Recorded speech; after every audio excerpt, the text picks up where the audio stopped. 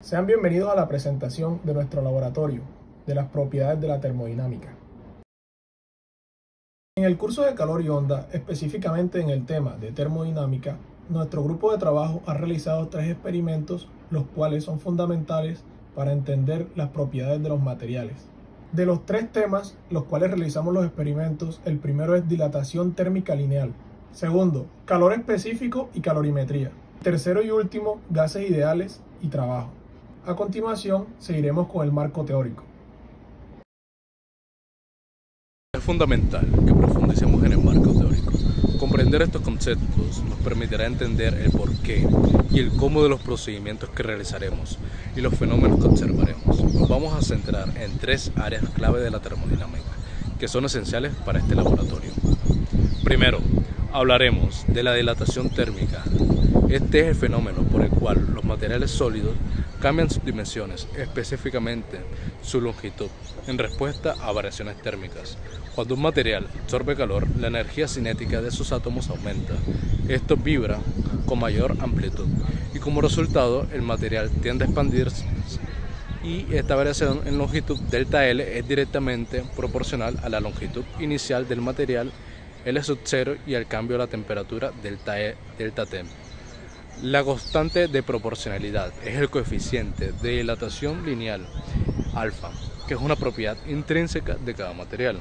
Así, la fórmula que lo describe es delta L por alfa por L sub 0 por delta T. El segundo pilar es el calor específico y la calorimetría. El calor específico se simboliza con la letra C. Nos dice cuánta energía en forma de calor se requiere para elevar la temperatura de una unidad de masa o una sustancia en 1 grado Celsius o Kelvin.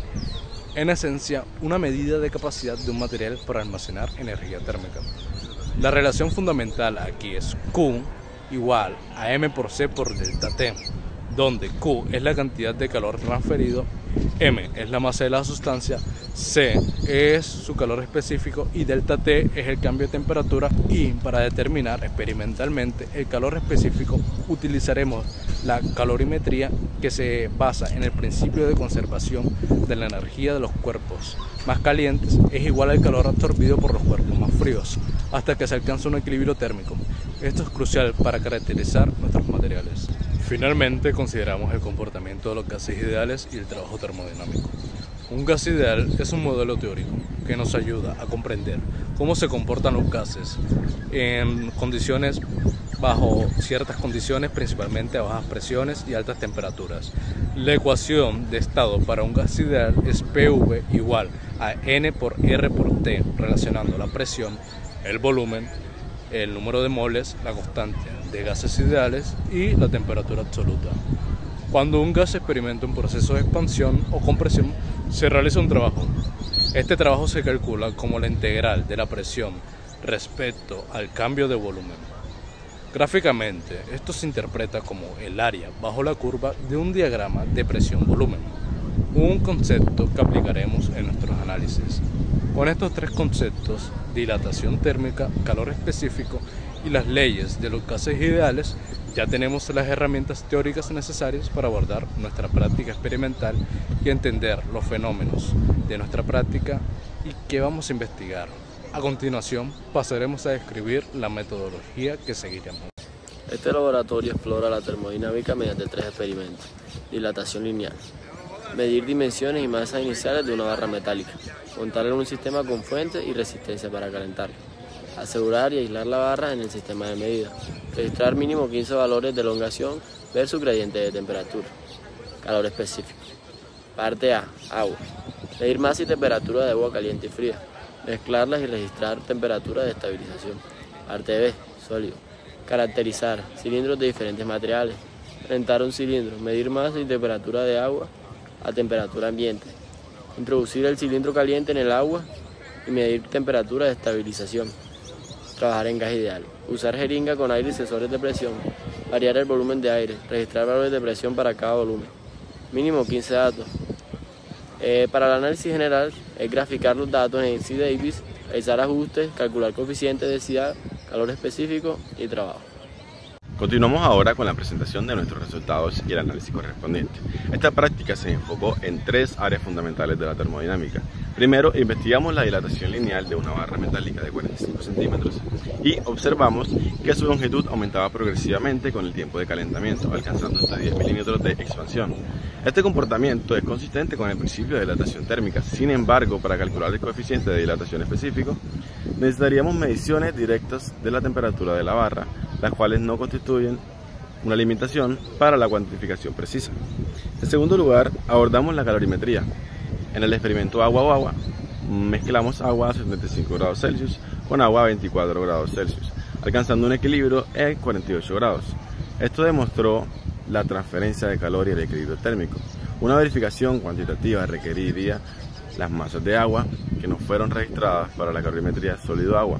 Utilizamos un cilindro metálico de 192.39 gramos, inicialmente a 80 grados Celsius, sumergido en 200 gramos de agua a 24 grados.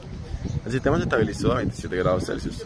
Observamos que el intercambio de calor, el cilindro se enfrió y el agua se calentó. Aunque tenemos los datos para calcular el calor específico del cilindro, es importante destacar que la precisión de este cálculo depende de la exactitud de todas las mediciones, incluyendo la masa del agua. Finalmente, analizamos el comportamiento de un gas ideal, aire en una jeringa. Durante un proceso de compresión, al reducir el volumen de 60 a 30 milímetros, la presión aumentó de 89.7 a 165.100 kilopascales, confirmando la relación inversa esperada. El producto presión por volumen mostró una ligera disminución, lo que sugiere que el proceso pudo no ser estrictamente isotérmico o que hubo pequeñas desviaciones del comportamiento ideal del gas. Calculamos el trabajo realizado sobre el gas mediante la aproximación del área bajo la curva, obteniendo un valor de aproximadamente más 4.02 joules. Este valor experimental difiere ligeramente del cálculo teórico para un proceso isotérmico ideal, que fue menos 3.73 joules para el trabajo realizado por el gas. Estas diferencias son esperables debido a las condiciones experimentales. En resumen, los experimentos nos permitieron observar y caracterizar estos fenómenos termodinámicos, aunque encontramos algunas limitaciones en la recolección de datos que impidieron cálculos numéricos precisos en ciertos casos. Las tendencias generales observadas son consistentes con los principios teóricos de la termodinámica. Hola, mi nombre es Freder Polo y hoy yo le voy a hacer las conclusiones del informe del laboratorio de termodinámica. Como ya sabemos, se trabajaron tres experimentos principales, los cuales fueron la dilatación térmica, la calorimetría y los comportamientos de gases ideales. En la dilatación térmica lineal podemos sacar varias conclusiones. Una de ellas es la observación cualitativa, que básicamente se basa en que la elongación de la barra incrementó a medida que el tiempo del calentamiento transcurría. También tomamos resultados consistentes basándonos en el principio de la dilatación térmica. Algunas limitaciones fueron que imposibilidades de determinar un valor numérico para el coeficiente de dilatación lineal. Y unas recomendaciones que podemos hacer es incorporar un método de medición de temperatura preciso para establecer la relación de manera cuantitativa. Siguiendo acá la calorimetría de agua con agua, el experimento demostró la transferencia de calor entre sistemas a diferentes temperaturas. La temperatura final fue básicamente una intermedia entre los dos sistemas. La limitación experimental, pues la limitación que tuvimos en este caso fue la ausencia de datos de las masas de agua fría y caliente que impidió una verificación cuantitativa. Como resultado final, obtuvimos una demostración cualitativa de la mezcla calorimétrica. Entonces, podemos pasar ahora a la calorimetría de sólido y agua. Logros que obtuvimos en este experimento. Pues se logró calcular la masa del cilindro a partir de sus dimensiones y densidades. La observación del cambio de temperatura del cilindro y del agua fue coherente con el intercambio de energía térmica. En cuanto a las limitaciones, la determinación de calor específico del material del cilindro no fue posible. Falta de registro de la masa de agua utilizada en el calorímetro. Como recomendaciones, pues tenemos de que es imperativo registrar con precisión todas las masas de los componentes involucrados en futuros experimentos. así como también mejorar el protocolo de recolección de datos para obtener resultados cuantitativos.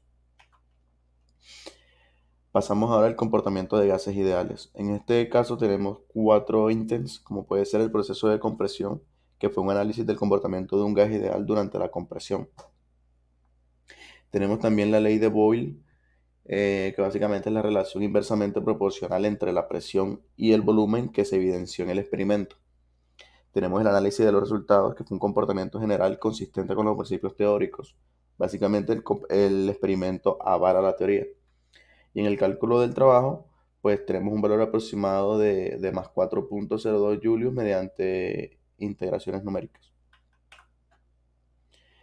Desviaciones observadas, pues no idealidad del aire. Se observan ligeras desviaciones en el producto de presión por volumen con respecto a un valor constante. Fluctuaciones de temperatura, posible causa de desviaciones al no ser un proceso estrictamente isotérmico. Y errores de medición, posibles imprecisiones en los instrumentos utilizados durante el experimento. Entonces, todos estos fueron las conclusiones de los experimentos que hicimos. Muchas gracias.